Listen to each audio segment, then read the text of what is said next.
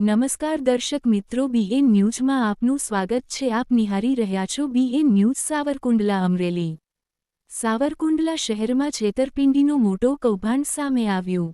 સાવરકુંડલા શહેરમાં છેતરપિંડીનો મોટો કૌભાંડ સામે આવ્યા બાદ મળતી માહિતી મુજબ કે GN2 society, Mahuva road, Nirdoshanand આશ્રમની બાજુમાં રહેતા કેટલાક નાગરિકોએ આજરોજ તેમના એડવોકેટ સાથે મળીને સાવરકુંડલાના માનનીય અધિકારી જયવીર ગઢવી સાહેબની મુલાકાત ધારી ખાતે લીધી હતી.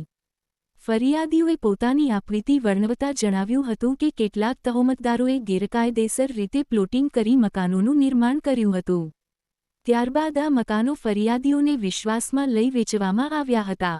પરંતુ સમગ્ર પ્રક્રિયા દરમિયાન કાયદેસરની જરૂરી પ્રક્રિયાઓ પૂર્ણ કરવામાં આવી નહોતી અને ફરિયાદીઓને અંધારામાં રાખવામાં આવ્યા હતા. ફરિયાદીઓના જણાવ્યા મુજબ આ છેતરપિંડીમાં અંદાજે અંકે ₹4,32,00,000 જેટલી મોટી રકમ આરોપીઓ દ્વારા પચાવી પાડવામાં આવી છે, જેના કારણે અનેક પરિવારોની જીવનભરની બચત બરબાદ થઈ ગઈ છે. આ ઘટનાને ગંભીર ગણાવતા તમામ પીડિતોએ તાત્કાલિક અસરથી તમામ તહોમતદારોની ધરપકડ કરી તેમના વિરુદ્ધ કડક અને કાયદેસરની કાર્યવાહી કરવામાં આવે તેવી માંગણી કરી છે. સાથે જ આ પ્રકારની ગેરકાયદેસર પ્રવૃત્તિઓ પર રોક લગાવવામાં આવે તેવી પણ અપીલ કરવામાં આવી છે, જેથી ભવિષ્યમાં અન્ય કોઈ નિર્દોષ નાગરિકો સાથે આવી છેતરપિંડી ન બને. આ મામલે સંબંધિત તંત્ર દ્વારા યોગ્ય તપાસ કરી ન્યાય અપાશે તેવી પીડિતોએ આશા વ્યક્ત કરી છે.